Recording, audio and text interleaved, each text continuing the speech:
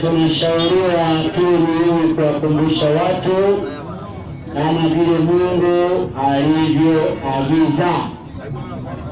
Basi na sisi agizo hilo jioni ya leo ningependa pia kuwakumbusha watu wa maeneo haya kwamba Mungu alisema nini. Mungu alisema nini. Ni vizuri kuweza kuwakumbusha watu wa Mungu kila ambacho Mungu alikisema, maana kuwakumbusha sio dhambi. Kuwakumbusha sio dhambi. Ni vizuri sana watu wakumbushe Mungu alisema nini, ili tuweze kuangalia mpango wa Mungu ni upi. Kwa hivyo hebu tuangalie Mungu alisema nini na leo watu wanafanya nini. Mungu alisema nini na leo watu wanafanya nini? Wanafanya kulivyo kulingana na maagizo ya Mungu au ni tofauti? Kwa hivyo wapendwa, karibuni sana katika jioni ya leo. mafundisho haya ili tuweze kubarikiwa kwa pamoja tunapokumbushana maneno ya Mwenyezi Mungu. Kwa hivyo kabla ya jambo lote ningependa tuombe tuingie katika somo hili kwa dakika chache kabla ya mvua kunyesha ili hatimaye watu wapate faida. Kwa nini tuombe? Baba yetu mpendwa, tupendeni, asante kwa ajili ya pumzi ambayo umetupa na kumua bure. Hujatulipisha, inagharimu mkono wako sisi wote kuwa sehemu hii kwa ajili ya kujikumbusha neno lako. Mapenzi yako yatendeke kuanzia sasa hadi tamati ya kipindi hiki, na ni katika jina la Yesu tukiamini. Amen. Kwa hivyo mada ya leo tunaangalia usahaulifu na utundu wa binadamu. Usahaulifu na utundu ambayo binadamu tuko nao. Tunapenda kusahau sana, na kwa sababu tu sisi tunakuwa watundu, ndio maana tunasahau mambo ambayo Mungu amekuwa anayazungumza. Zamani kulikuwa na watu wanaenda wakiendelea wakiimprove hali ya teknolojia. Sasa hivi kuna mwanga, watu walikuwa wanatumia vitu mbalimbali na kuna nyota na vitu kadhalika. Lakini tunapoingia katika somo hili, maswali makuu ya maisha ambayo tunafaa tujiulize, maswali makuu ya maisha ambayo mimi na wewe tunafaa tujiulize: tumetoka wapi? Tupo hapa kwa nini? Tunaenda wapi? Tukipata majibu ya maswali matatu haya, na nitakuwa nimeelewa wewe ni mtu wa aina gani. Tumetoka wapi? Tupo hapa kwa nini? Tunaenda wapi? Maswali ambayo kila mmoja anafaa kujiuliza. Watu wameenda wakivumbua mbinu mbalimbali. NASA wameenda wakivumbua spaces mbalimbali. Wanaweka satellite kila mahali, na mpaka wale wapenye tuko unaona booster ya Safaricom kwa ajili ya network waweza kutumia simu ya hapa. Watu walitumia telescope kuangalia mambo ya kipindi ambayo mambo yako mbali. Watu waliweza vile vile kuvaa magwanda mbalimbali na kujaribu kutembea angani. Ijapokuwa wanatuambia wamewahi kwenda kwa mwezi, lakini ukienda kwa NASA wanasema hakuna mwanadamu anaenda kwa mwezi. Huwa wanavuka wanakwenda nchi nyingine, wanarusha zile satellite zao wakiwa katika nchi fulani, alafu wanadanganya watu wamekwenda kwa mwezi. Hakuna mwanadamu anaye kwenda kwa mwezi. Haya ni mambo ya uvumbuzi ambayo watu wameweka satellite kila sehemu kwa ajili ya kuweza kukapta baadhi ya maneno. Hata wenye mshahidi nchi ya Kenya ulipokuwa na vurugu, tunaona watu walipelekwa mahakamani.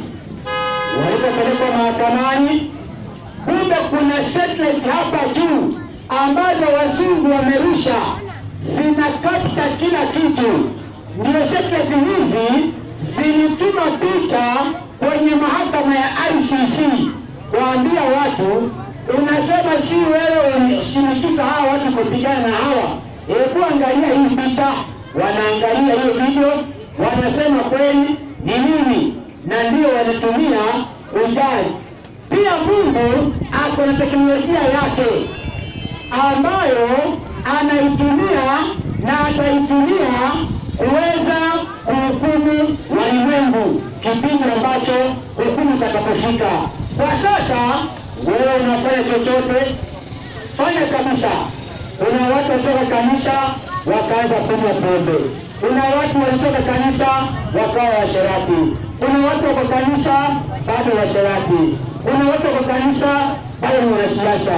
Haya mambo yote unayofanya kwa giza na unafanya vile vile kwa hadharani mwingine, yote Mungu ako na satellite zake ambazo atatumia siku ya hukumu, siku ya mwisho kuhukumu walimwengu, akamuumba Adam. Kwamba hapo mwanzo Mungu aliziumba mbingu na nchi.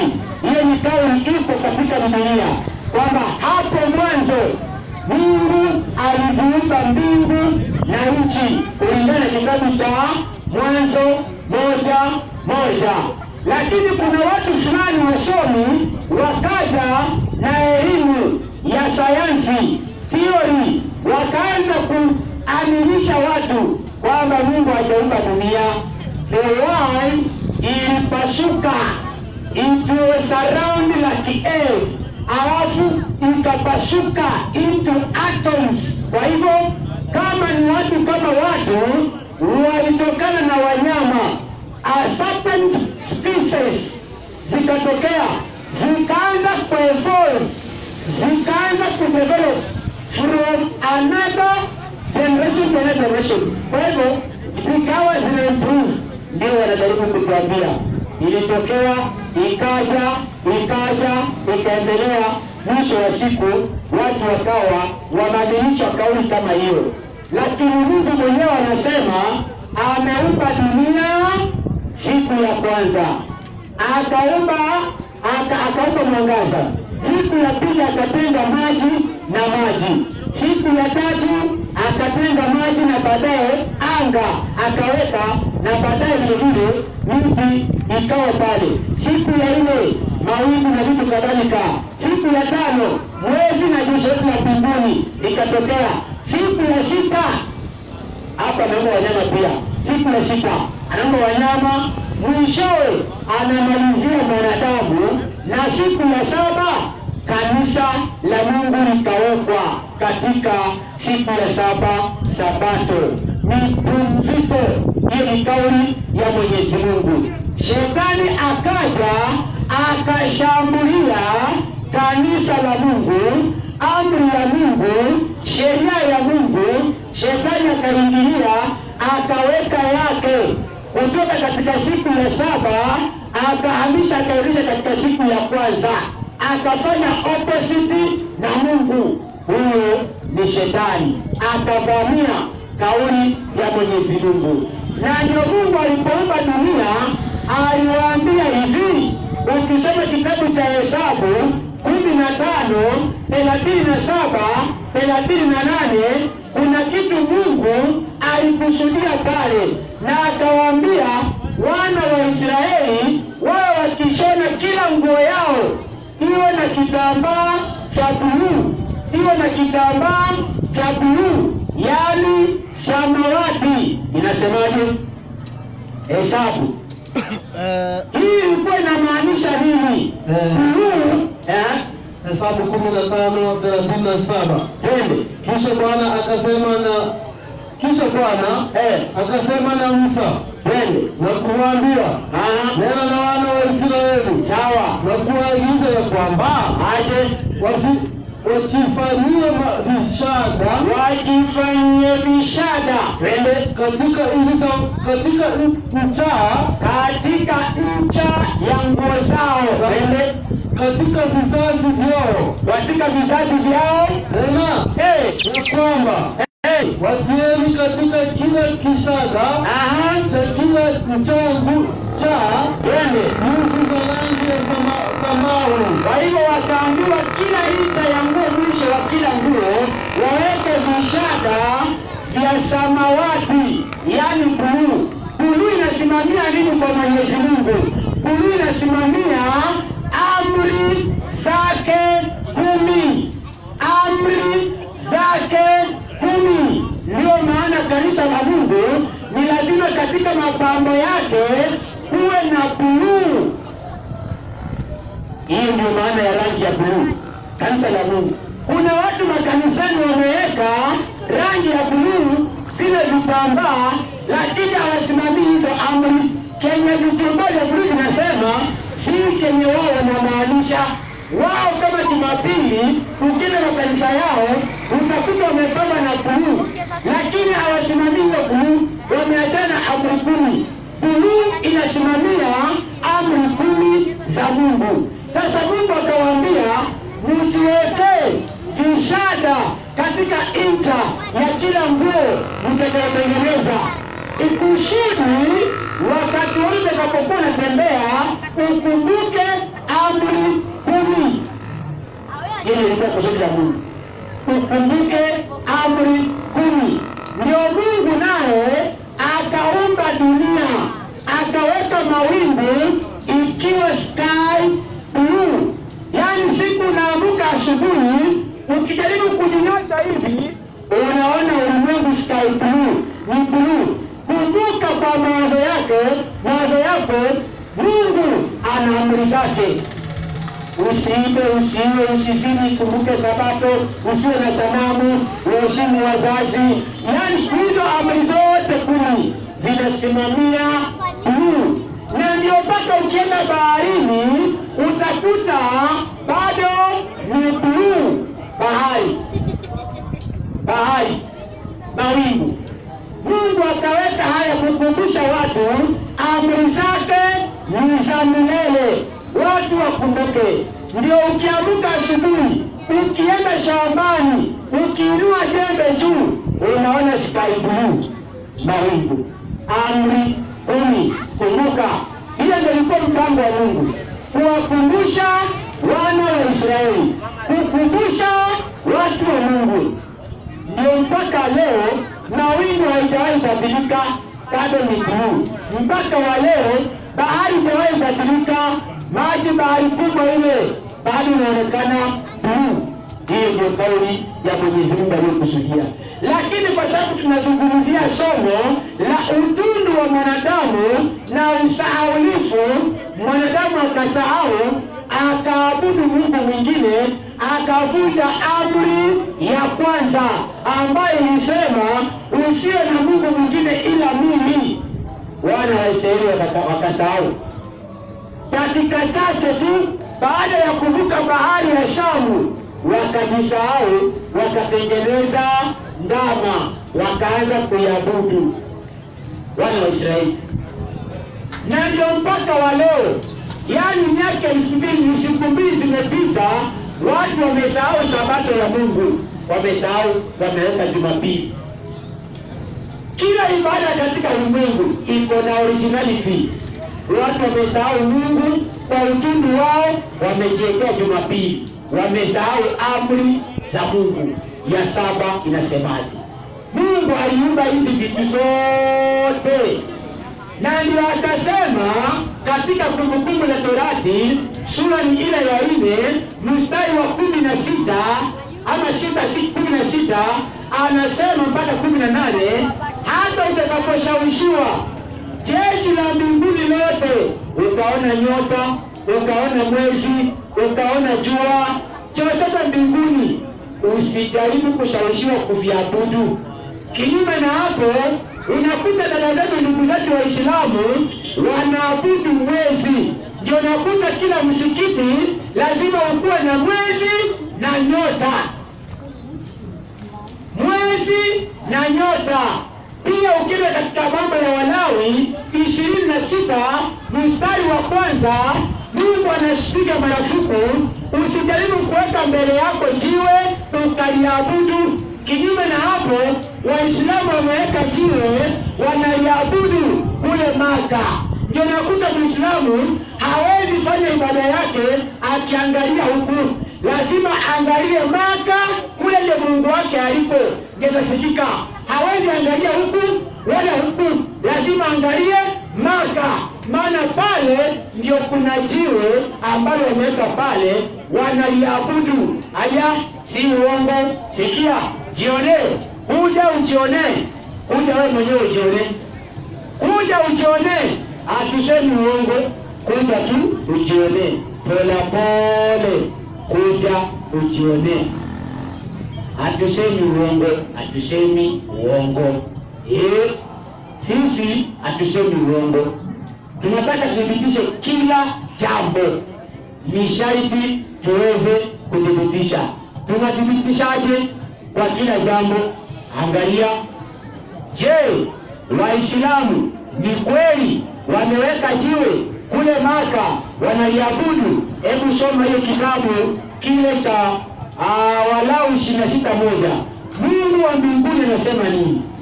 Na watu wamefanya nini? Tuangalie. Mambo ya Walawi 26:1. Anasemaje? 26:1 mambo ya Walawi. Wanaabudu mwezi, wako na nyota, wako na mawe, na tuwasengeni. Tunasema kila ambacho tuko na ushahidi. Hebu tumuulize shehe mmoja. Shehe, hii nyota na mwezi mnavitumia misikitini ama hamvitumii? Shehe ataweza kutuambia, maana shehe hawezi akatudanganya. Yule ambaye anapenda ukweli, sikiliza vile shehe anatuambia hapa. Anasemaje? Haya, wacha tukupe ukweli uko wapi? Wacha nikupe ukweli, isije ikazomekana wale watu walikuja kuingilia tu makanisa na dini za watu na hata si kweli. Hapana, tuko na ushahidi. Kama una internet, nenda kaingie katafute maana ya crescent and star, mwezi mchanga na nyota. Nenda kagugu kwenye Google usikie tafsiri yake ni nini. Hata wewe unaweza Google, si uko na simu ya Android? Kila anasema hata wewe Google, ili na wewe pia ujidhibitishie mwenyewe. Huyu ni shehe toka Zanzibar ambapo Uislamu umekiti mizizi. Hebu tuangalie. Alafu jiulize alama ile iliingiaje kwenye Uislamu? Leo msikitini kwetu kuna nyota na mwezi. Uliza shehe, nipe hadithi au aya, mwezi na nyota umetoka wapi? Soma andiko ambalo nataka nikupatie tuangalie. Mungu alisemaje katika alama hizi? Hebu kwanza kama yeye katika Walawi, Kumbukumbu la Torati 6:16. Mungu wa mbinguni anasemaje? Ndio tujue tukitoka hiyo sehemu tumetoka kabisa. Twende katika sehemu ya pili. Kumbukumbu la Torati 6:16. Anasemaje? Maandiko matakatifu yanasema, msimjaribu Bwana Mungu wenu. Maana mlivyomjaribu huko, kama vile mlivyomjaribu huko. Hebu rudi kidogo, rudi 4:16. Anasemaje? 4:16 inasema, Torati 4:16. 4:16 kumsia Mungu yasema. Inasema 16. Inasema msije mkajaribu nafsi zenu. Mungu anasema tusije tukajaribu nafsi zetu. Kwa namna gani? Tukajifanyia sanamu ya kuchonga. Tukafanya sanamu za kuchonga kama kina Maria, Petro, Yusufu na mitume wengine. Twende kama Wakatoliki na Legio Maria na Anglican. Twende mfano wa sura yoyote. Mfano wa sura yoyote unadai kwamba yule ni Maria, ule ni Yesu, ule ni nani? Marafuku. Twende mfano wa mwanaume au mwanamke. Ndio wameweka pale ati huyu ni Yesu, mfano wa mwanaume. Twende mfano wa mnyama yeyote. Mfano wa mnyama yeyote aliye duniani. Au mfano wa ndege yeyote arukaye mbinguni. Hata mfano wa ndege yeyote usitengeneze sanamu. Twende au mfano kitu chochote kitambaacho juu ya ardhi. Twende 18. Twende au mfano wa samaki yote aliye majini. Twende chini ya nchi. Tena usije ukainua macho yako hata mbinguni. Mungu anasema usije ukainua macho yako mbinguni, na ulionapo jua, ukaiona jua na mwezi na nyota na jeshi la mbinguni lote pia. Ukashawishika kufanyaje? Na kuviabudu. Hebu tuangalie hapa. Kawaulizeni mashehe. Mimi niliposoma eti kumbe mwezi mchanga, mwezi na nyota umetoka wapi? Kawaulizeni. Au aya mwezi na nyota umetoka wapi? Kawaulizeni mashehe.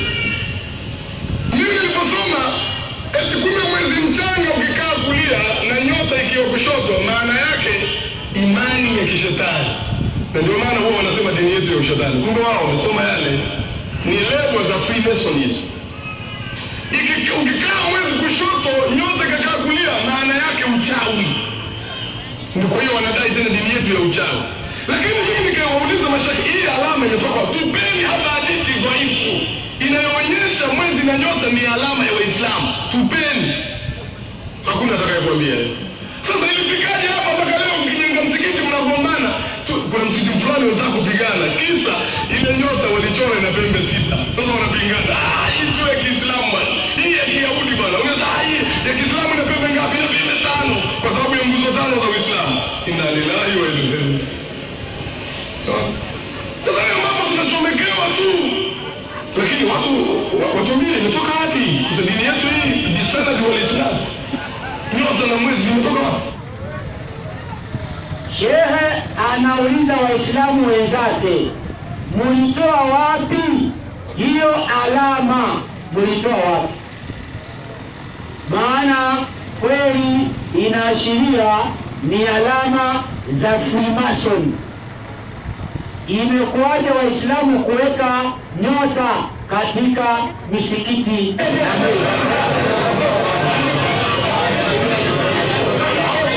Nikasema Waislamu Mungu wao ni jiwe liko pale Maka. Sasa wewe angalia mwenyewe, hilo ni jiwe, hilo ni jiwe, inaitwa nyumba ya Al-Kaaba. Al-Kaaba ndio hii hapo. Wanakwenda pale, wanachungulia, wanalibusu, wanapita. Huyo ndio Mungu wao. Ndio Muislamu akiwa Kenya lazima angalie kwenye hili jiwe liko Maka. Maka. Sione wewe mwenyewe.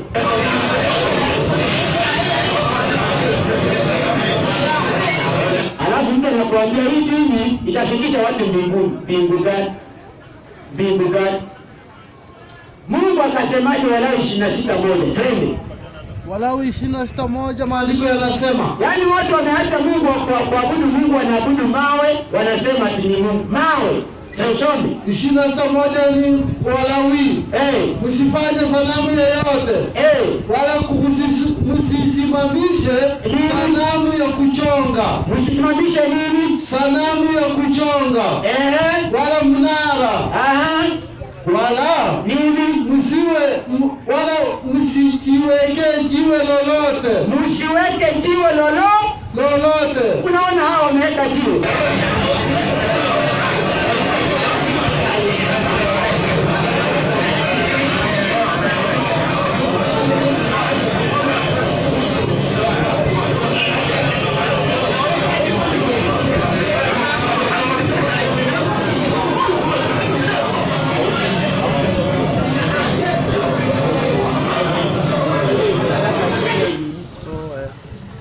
Unaona? Kwa hiyo hii ni sehemu moja ambayo tumeona. Inawezekana hujaona vizuri. Hujaona vizuri. Hujaona vizuri.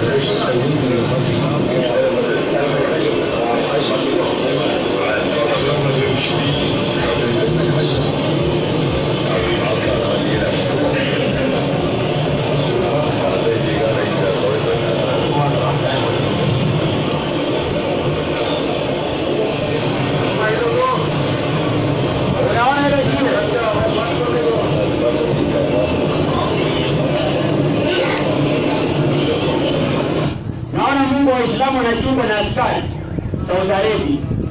Huyo ndio Mungu wa Waislamu. Anachungwa na askari. Naona? Unajiona Mungu wa mbinguni. Hilo ndio jiwe sasa. Hiyo inaitwa Al-Kaaba. Hiyo wanazunguka hiyo mara 7. Wote wanaamini hilo jiwe ndio Mungu wao. Na ndio maana wanaliabudu hilo jiwe. Huyo ndio Mungu wa Waislamu. Amefunikiwa kwa hiyo nyumba inaitwa Al-Kaaba. Unaenda unambusu. Kama huwezi fikia pale, unamsalimia kwa umbali. Mungu habari yako, unapita.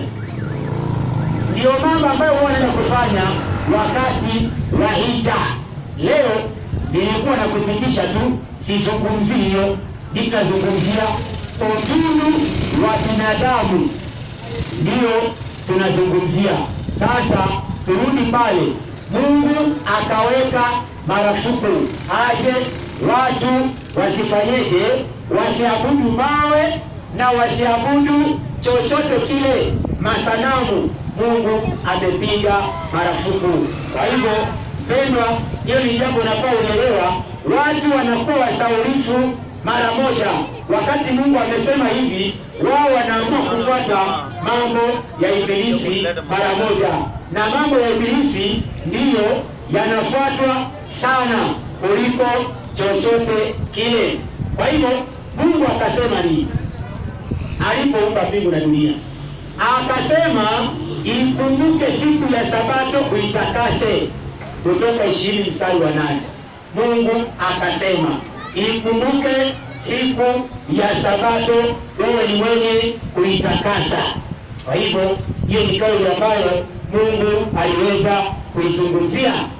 Na sasa leo tunapoangalia amri za Mungu ambazo maandiko katika Biblia takatifu, lakini Mungu anaposema vile, watu nao wakasema kinyume na hiyo.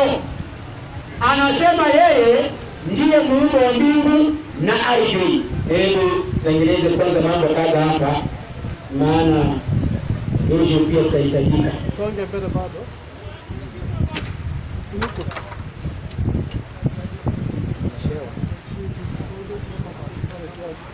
Songe huko na mbele washika bado. Hiyo mboya inakuja hivi.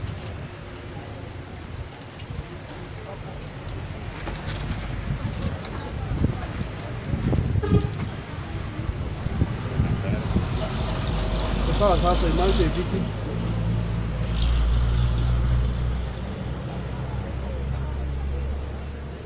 Hai, tunaendelea. Huyu anaitwa Charles Darwin. Charles Darwin ameleta theory katika ulimwengu wa leo.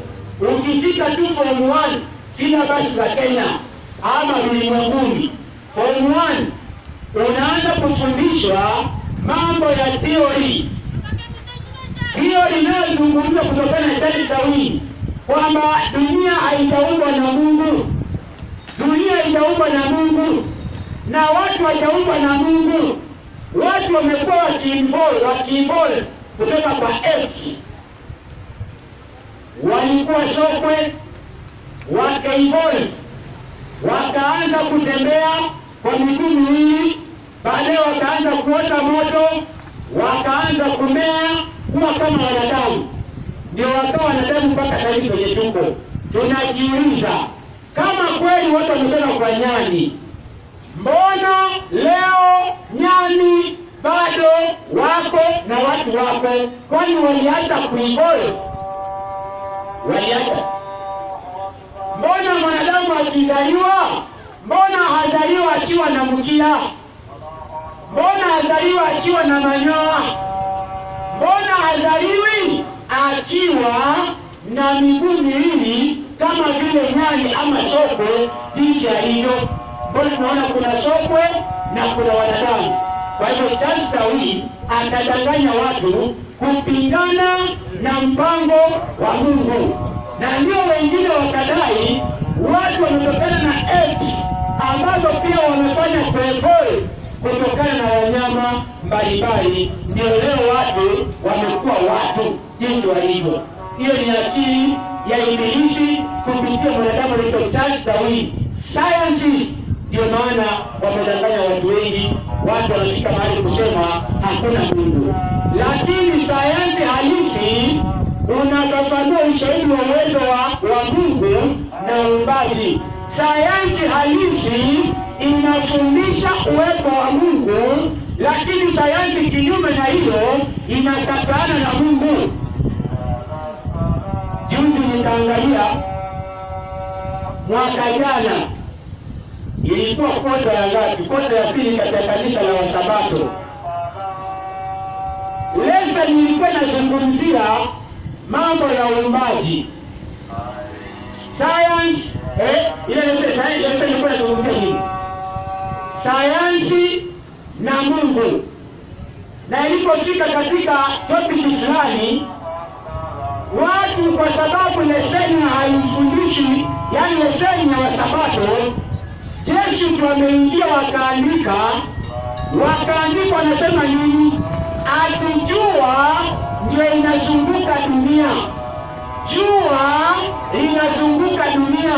Hiyo ni leseni ya Wasabato mwaka jana. ile leseni kwa kuzungumzia sayansi na uumbaji. Enda uangalie. Na Wasabato wengi walisoma wakakubali vile mwandishi alikuwa amesema, akijua linazunguka dunia. Wakakubaliana mambo ya sayansi. Wakakubaliana na huyu jamaa. Miaka mingi sana sayansi wanasema dunia inazunguka jua. Jua limesimama tu. Jua limesimama, dunia ndio inazunguka katika orbit.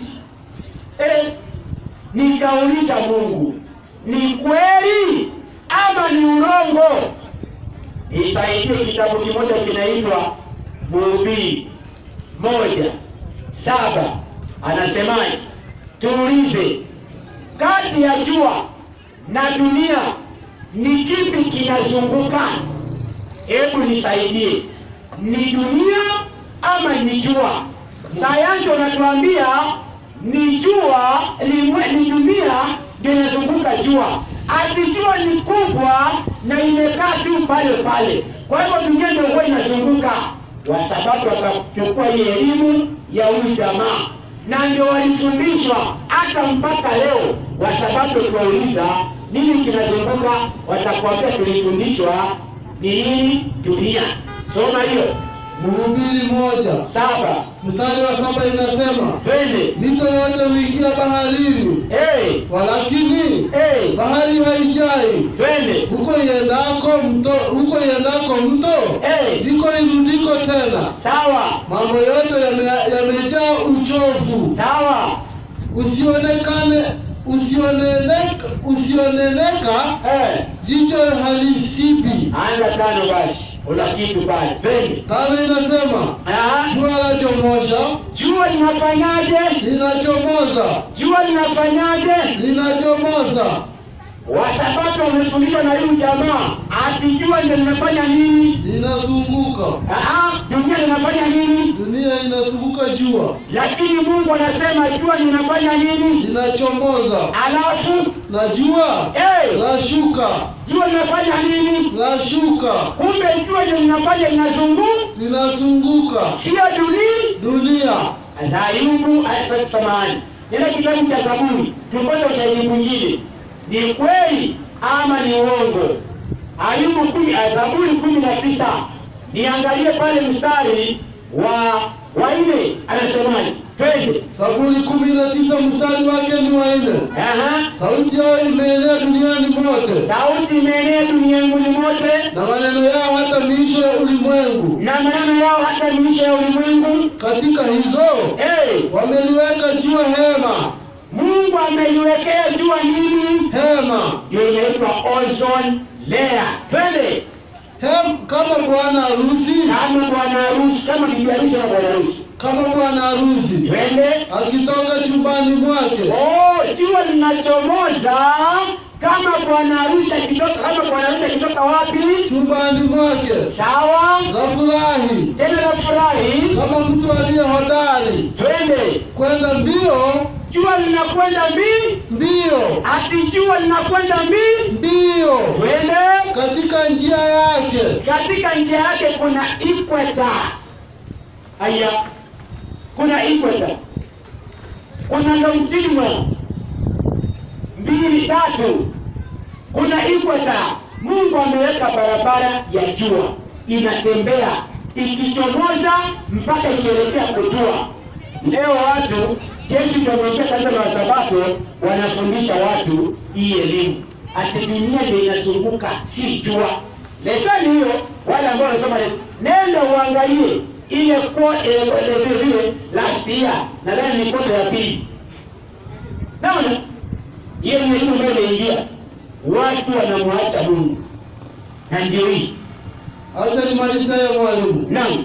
Inasema ya kwamba kutoka kwake na kutoka mwisho wa mbingu. Ati dunia ile inatoka mwisho wa nini? Wa mbingu. Alafu na kuzunguka kwake. Na jua inazunguka kuzunguka kwake. Hata mwisho wake. Si unaona? baada ya siku 360 tayari dunia ya jua imekuwa complete. Hiyo ni season moja imeisha. Watu wakakosa kusoma Biblia, wakaingia kwa mambo ya wanasayansi. Kwa hivyo sayansi ya kweli inafaa itambue uumbaji, ni muumbaji wa dunia na kila kitu ni Mungu. Hiyo ndio kauli iko pale. Na ndio Biblia ikasema kitabu cha Mwanzo 1:1-3, basi mbingu na nchi zikamalizika na jeshi lake lote, na siku ya saba Mungu alimaliza kazi yake yote aliyoifanya. Alafu akastarehe siku ya saba, akaacha kufanya kazi yake yote aliyoifanya. Alafu Mungu akaibariki siku ya saba, akaitakasa, kwa sababu katika siku hiyo Mungu alistarehe, akaacha kufanya kazi yake yote aliyoumba na kuifanya. Hiyo ni mstari wa 3. Tumemaliza. Ndio unakuta katika ulimwengu wa leo, unakuta baadhi ya maeneo wanaambiwa preserve ama pamehifadhiwa. Pamehifadhiwa. Ni sawa na vile kipindi kile kinaitwaje, Mungu alipoumba siku ya saba akasema imehifadhiwa. Usiivuruge. Ukisikia mahali pamehifadhiwa, uwezi ukapanunua. Pamehifadhiwa. Preserve, uwezi ukapanunua. Inaweza kuwa ni mali ya umma kwa ajili ya shughuli. Inaweza kuwa ni bustani kwa ajili ya shughuli fulani. Kwa hivyo naye Mungu akaweka siku ya saba ikiwa imehifadhiwa. Usiguze hiyo. Kwa nini? Ikumbuke siku ya Sabato, itakaze siku sita, fanya kazi yote, mambo yako yote. Alafu lakini siku ya saba ni Sabato ya Bwana Mungu wako. Aya, ni Sabato ya Bwana Mungu wako. Hauna mamlaka ya kuweza kubadilisha. Tayari ni ya wenyewe, ishanunuliwa, ishahifadhiwa. Ni ya wenyewe. Ni wewe utii vile ninazungumza. Ati hiyo siku usifanye kazi yoyote wewe, wala mwana wako, wala binti yako, wala mtumwa wako, wala mjakazi wako, wala mnyama wako wa kufuga, wala mgeni aliye ndani ya mlango yako. Hata mgeni akija kutembelea, marufuku kumwachia afanye kazi, apumzike. Ukiwa na punda wako na kubebea maji ama ng'ombe analinda watu, hiyo siku hafai kufanya kazi. Ukiwa na jembe lako, mtu akija aseme jamani, naona leo unaenda church, kwa hiyo nipatie jembe lako nilinie, umwambie na jembe linapumzika. Ni Sabato. Aya, ni hivyo. Ati kwa sababu wewe uendani kazi, sasa hii piki yako kila sasa ile unakuwa nipatie na unafanya kazi.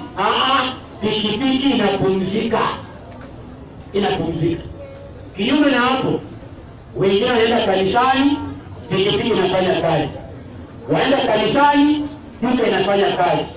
Wako kanisani, matatu zao zinafanya kazi. Wako kanisani, buta zinafanya kazi.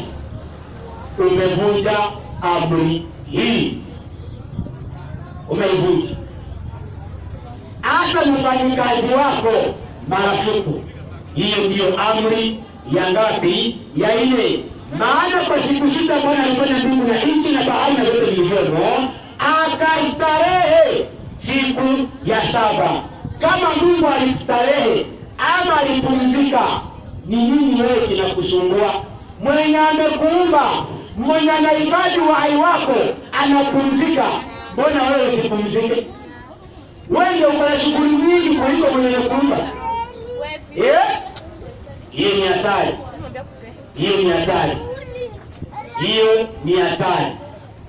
Ndio Mungu akasema katika malaika wa kwanza, ujumbe wa malaika wa 3, anazungumza kwa kudai mcheni Mungu na kumtukuza, kwa maana saa ya hukumu yake imefika. Yaani anayefaa kuabudiwa ni muumbaji peke yake, na hii inahusika na amri ya 4.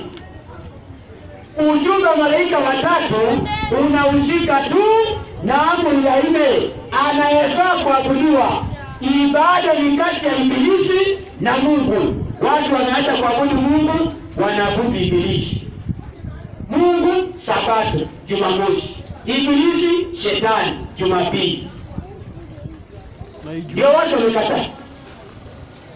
Anaweza kusujudiwa ni yeye aliyefanya mbingu na nchi na bahari na chemchemi za maji.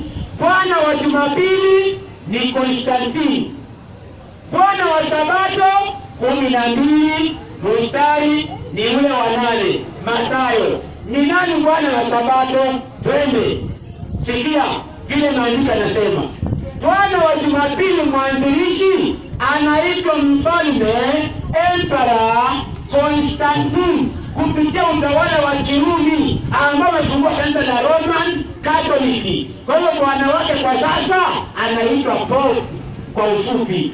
Bwana wa Jumapili ni Pope na Bwana wa Sabato Jumamosi ni nani? 12:8 kitabu cha Mathayo. Twende. Imeandikwa kwa maana mwana wa Adamu ndiye Bwana wa Sabato. Kumbe Bwana Yesu ndio mwenye nini? Mwenye Sabato. Unaona, watu wakachanganyikiwa.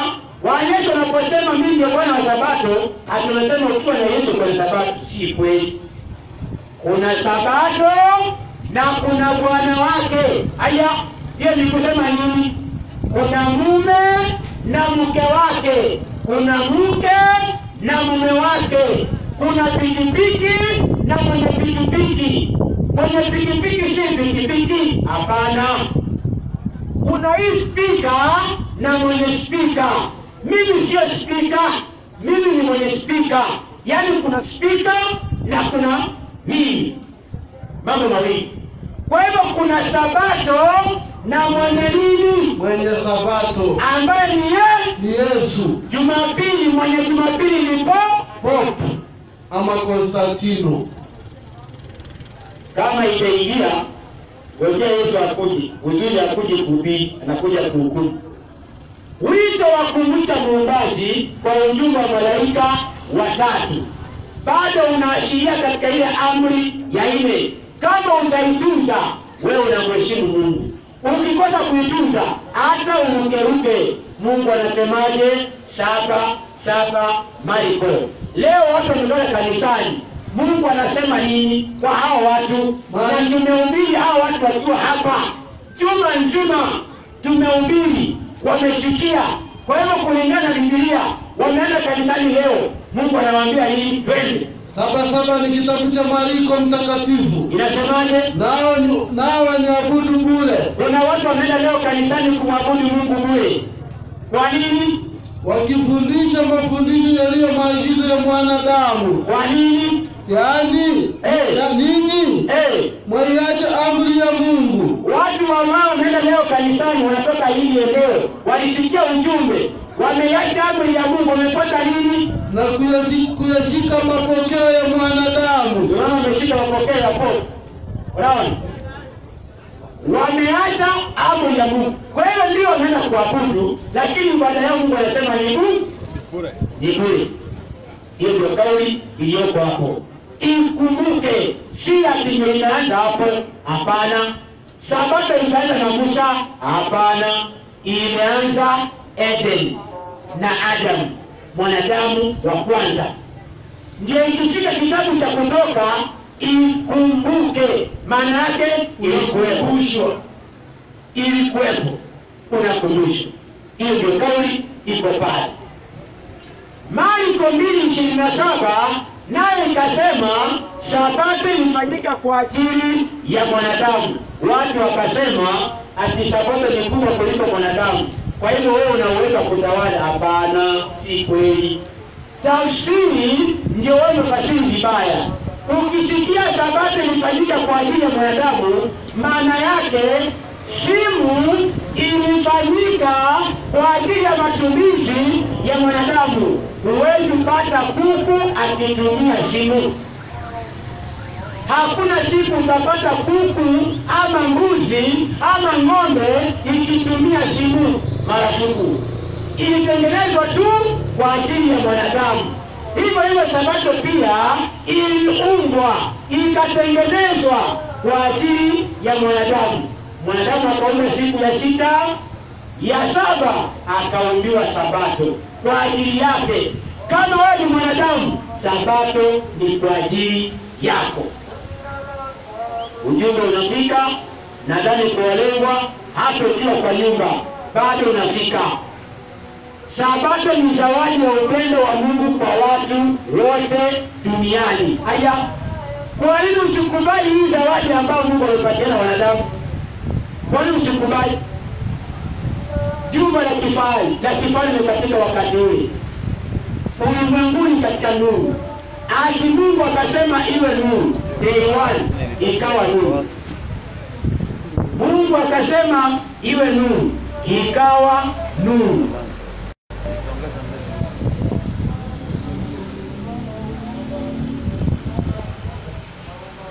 Mungu akasema iwe nuru, ikawa nuru. Hiyo ndio kauli ambayo Mungu aliweza kuizungumzia pale. Day one iwe nuru, ikawa nuru. Sikia hiyo kauli vile ambavyo inakuja. Day 2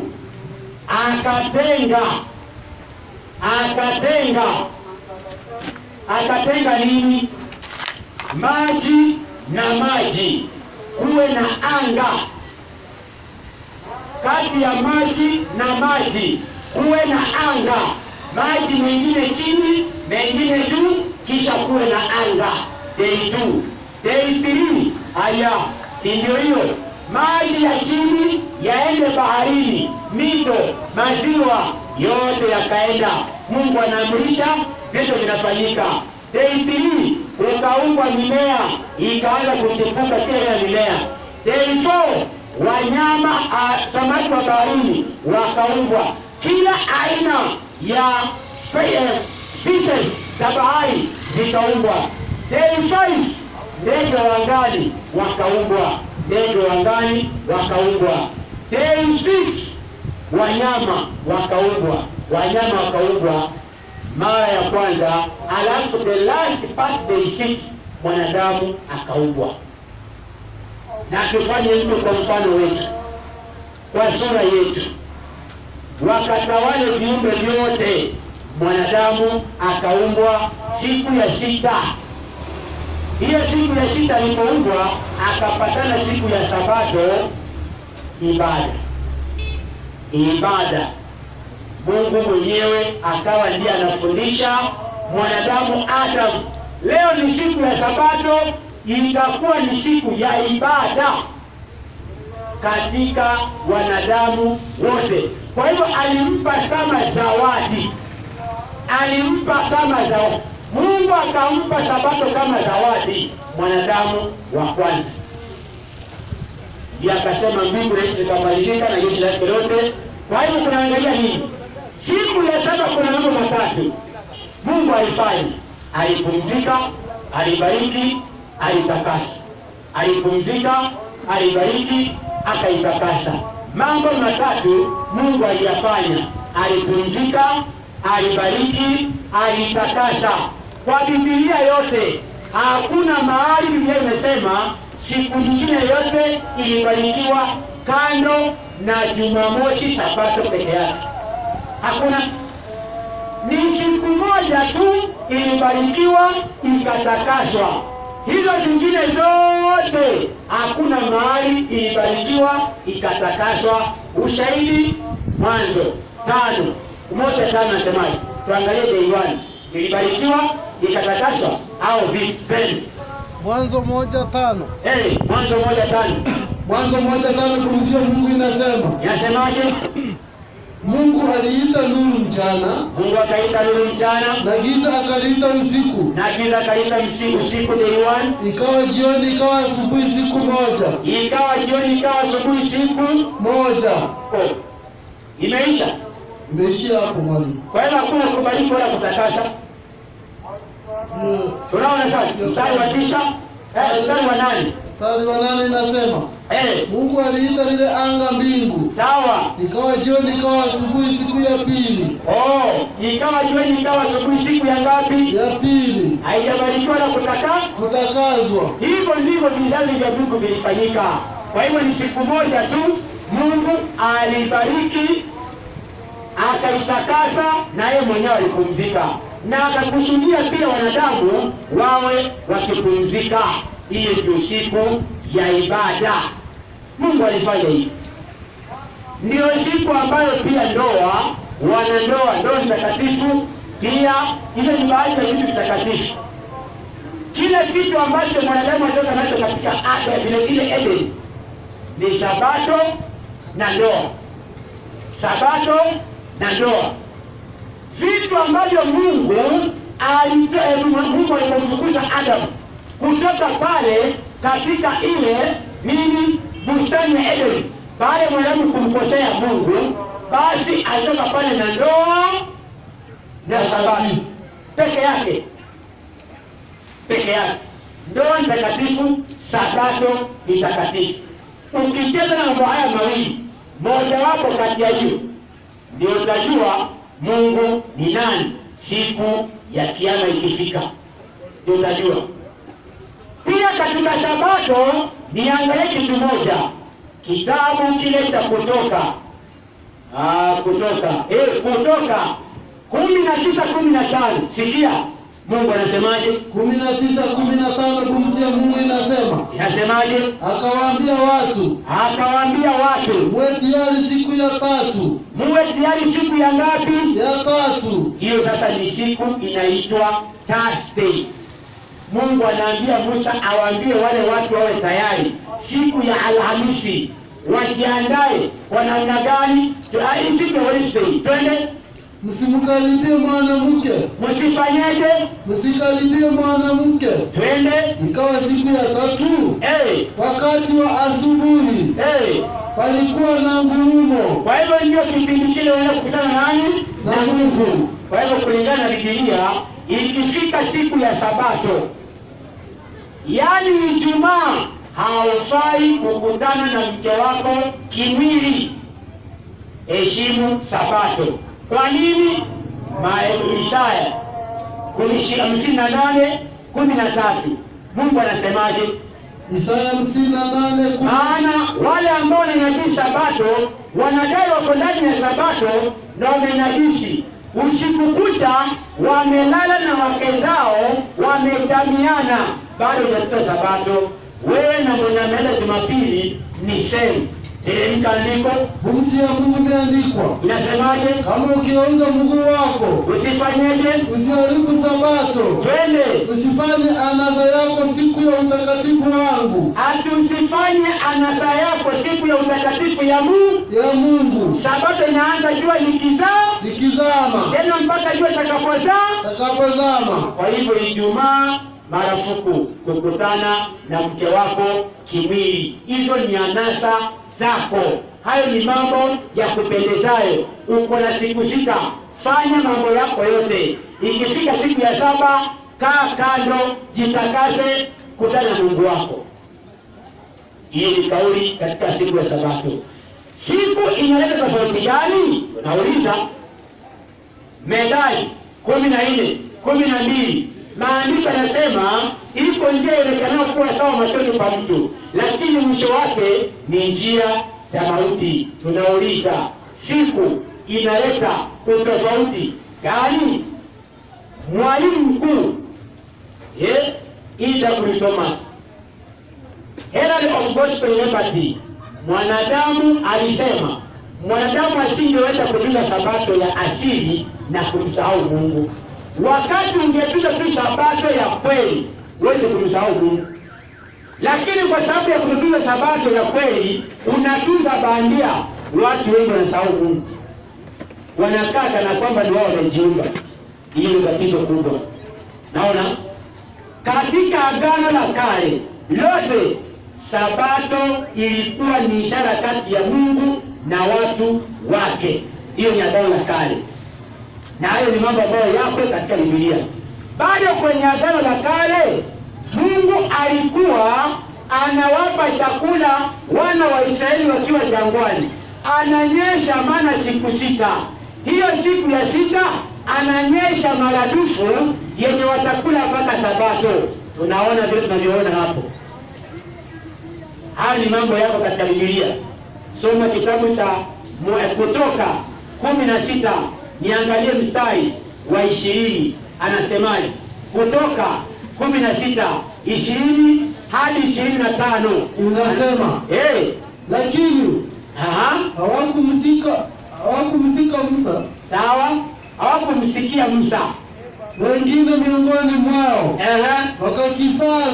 wakasaza kile chakula hata asubuhi. Sawa, nacho kikaingia magumu. Wale ambao walikuwa wanasaza mpaka asubuhi kinaoza twende na kutoa ufundo. Sawa, Musa akawakasirikia sana. Musa akawasirikia wana wa Israeli kwa sababu aliwaambia, okota chakula ambacho kitakutosha. Usiokote kile ambacho utakula ubakishe, hapana. Na bado ni fundisho la leo. Mtu wa Mungu anapika chakula ambacho atakula amalize. Watu wakienda katika masherehe, watu wakienda kwenye matanga, watu wakienda katika sehemu mbalimbali, maeneo ya vyakula, anaweka chakula mingi, anakula vijiko 2, anarusha chakula. Mungu anakasirika vile Musa alikasirika, maana si mpango wa Mungu. Naona? Mtaandiko basi wakaokota asubuhi baada ya asubuhi. Wakaokota asubuhi baada ya asubuhi, maana ya asubuhi. Kila mtu kama ulaji wake ulivyokuwa. Kila mtu kama ulaji wake ulivyokuwa. Twende. Na hapo jua lilipokuwa ni kali. Na jua lilipokuwa linakuwa kali. Kikayeyuka. Basi ikawa siku ya 6. Ikawa siku ya 6. Wakaokota kile chakula sehemu marudufu. Wakaokota kile chakula sehemu maradufu. Twende. Kila mtu bishi 2. Kila mtu nini? Bishi 2. Twende. Na wazee wote wa mkutano wakaenda na kumwambia Musa. Wakamwambiaje? Akamwambia, hilo neno alilonena Bwana. Kesho ni starehe takatifu. Sawa. Sabato takatifu kwa Bwana. Sawa. Okeni mtakachooka. Okeni mtakachooka. Na kutokoza mtakachotokoza. Na kutokoza mtakachotokoza. Na hicho kitakachowasalia kiwekeni kilindwe hata asubuhi. Sawa. 25. Basi wakakiweka hata asubuhi. Wakakiweka mpaka asubuhi. Kile walikula kenye walikula, baadaye wakaweka kile kinye kilikuwa kimebaki. Maana waliokota mara 2. Ilikuwa siku ya Ijumaa. Twende. Kama Musa alivyoagiza. Alafu nacho hakikutoa ufundo wala kuingia mabuu. Yaani kila ambacho Mungu ameagiza hakiozi. Twende. Musa akasema. Akasemaje? Haya. Kuleni hiki leo. Kwa sababu kwa kuwa leo ni sabato ya Bwana. Kumbe sabato tunafaa kukula. Unaona? Hiyo ndio mpango wa Mungu. Lakini chakula kile kinapikwa Ijumaa kabla ya sabato haijaingia. Kinapikwa Ijumaa kabla ya sabato haijaingia. Ndio baadaye kesho yake ni kukula tu. Sabato ni starehe, ni sherehe, ni sikukuu, ni takatifu kwa Bwana. Hivyo ndio kauli iliyokuwa jangwani. Na walikuwa wanaokota. Ndio Mungu pia mpaka watu wa leo, hata kama unafanya bodaboda, ikifika Ijumaa Mungu atakupa chakula chenye utakula Saturday. Ndio usiamukie Saturday uende kanisa, usiende kutafuta kazi, usiende kutafuta chakula. Ukiuza mboga, ukiuza nyanya, chochote unachokifanya, ikifika Ijumaa Mungu anakubariki kila ambacho utakula hiyo Ijumaa na kenye utakula Saturday, siku ya Sabato. Ndio usitoke ukaenda kutafuta kama watu wa Jumapili. Ameenda kanisa asubuhi, jioni anauza makaa. Ameenda kanisa asubuhi, jioni anauza mitungi. Anaenda Sabato asubuhi, anaenda kanisa asubuhi, jioni ndio yako pale kwa piki. Sasa unashangaa, hii ni Sabato ama ni nini? Kumbe sio Sabato, ni mambo yao tu ya ibada. Ushahidi, sikia, wacha nikuwekee ushahidi na wewe pia ujionee mambo haya. Sikia vile Mungu amezungumzia. Juzi kumetokea na nini? Kumetokea the Fools every Wednesday and Friday at the Lumber Adventist Station. Hiyo ni ya juzi. Juzi hii kimetokea. Mana imenyesha sehemu za Angola. In Africa, mana imenyesha sehemu za Angola hii Afrika. Kwa hivyo ilinyesha, ilikuwa inanyeshaje? Vile ilikuwa inanyesha jangwani ama ilinyesha tofauti? Hebu tuangalie. The manna that falls every Wednesday and Friday at the Lumba Adventist Station in the southern part of Angola. Manna has been falling in this drought-stricken area since 1945, and we praise God for providing to His people. We have always had a poor harvest in this area, but God has always provided for His people. My sister can testify that they survived on manna when times were hard at the Lumba Adventist Mission. Until today, people are still eating it.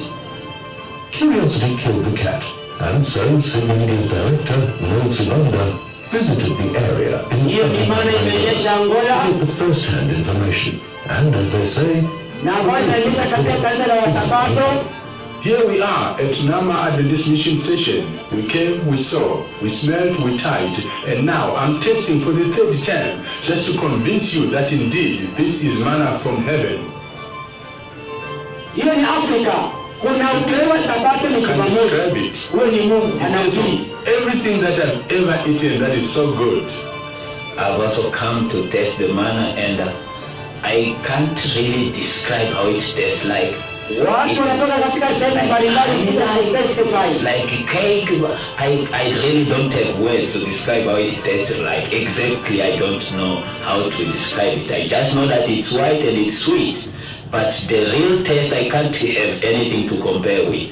This story of Namba, I've been just reading it in Storytime in Africa book. I taught my kids when they were growing with that story. And when we heard that, when my kids heard that we are going to Angola, they asked me, Mom, is that the same place where manna was falling? I said yes, but it should be in Angola, but I don't know exactly where that place is. But when we came here in Angola, we inquired of the place. They said yes, actually even now manna is still falling. And I'm happy that I've visited the place today, and I picked a few pieces of it. I tasted it. It's very nice. When you are eating it, it's like something mixed with the sweet, and there's a good fragrance on it. So you cannot really explain the way it is, but it's a very nice food. Wow, it has been really a great experience here because stories have been going all over. I have heard about it. I tried to Google about it. And of course, when I Googled it, I found a small piece by Signs of Times, which was documented there. But even after I saw it, there were still doubts from my colleagues that I informed about it. Well, this morning we made it to come here, and I still can't believe that I'm here. And we've got a bit of it here. It's a bit hard. The taste is hard. I think it has dried up a bit. It's more or less like a cake's icing sugar that has been dried, because it's very tasty, very sweet. The history of manna falling in Namba Adventist Station in the southern parts of Angola dates back to more than 50 years ago when there was a famine in this area. Villagers had to walk long distance to look for food, and those who harvested a little bit had to sweat it out to grind the maize meal into mealie meal, a very labor-intensive exercise, but the job had to be done. The mission station was destroyed during the civil war in Angola that lasted more than 20 years. When the mission station was destroyed by the rebels, manna stopped falling and only started falling again when the mission station was rebuilt. This is a living miracle, and all this shows us the presence of God. This Adventist mission station must be preserved by all means. On the day the mission station was dedicated to the Lord, manna felt like it has never happened before, and the community was terrified. I was born in this place. I grew up in the same place, and from my childhood I've been witnessing this miracle of manna falling, but something which really troubled me and they took. Kwa hivyo, hebu soma kitabu cha Hesabu 11 mstari wa 7 na 8. Tumeona wakitwanga ile manna. Hivyo ndivyo ilivyokuwa ya Biblia ama hii tofauti? tusome Biblia alafu tuone. Kumbe maana bado Afrika Mungu anahubiri Sabato ni Jumamosi. Maana ukifuatilia story hiyo wanasema inanyesha Wednesday, Thursday, Friday, Saturday hainyeshi. Saturday hainyeshi. Na watu wa kanisa lile wakifanya dhambi inanyesha ile kali kabisa yenye ukikula ni chungu kweli kweli. Wakijirudia hiyo kanisa wa Sabato, wakirudi kwa njia za Mwenyezi Mungu inarudi normal. Ona watu wametoka katika maeneo mbalimbali hapa Angola in Africa kwenda kuangalia maana inanyesha katika station ya Wasabato, kuonyesha bado Mungu Sabato yake ipo. Wewe kataa tu, lakini bado ushahidi upo na hakuna mtu atajitetea. Soma hiyo tuseme nasemaje? 11:7 Hesabu imeandikwa. Na hiyo maana ilikuwa mfano wa chembe za mtama wa kuonekana kwake. Ilikuwa mfano wa mtama, je, tunaona kadogo twende.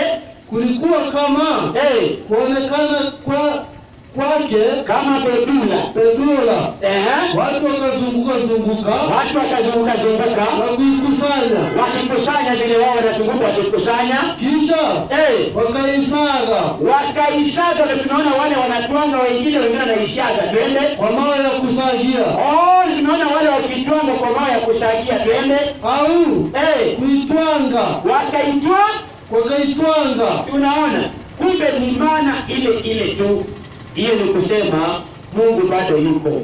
Ndiye akasema 16:26 siku 6 mtaokota, lakini siku ya 7 ni Sabato. Siku hiyo hatapatikana. Naona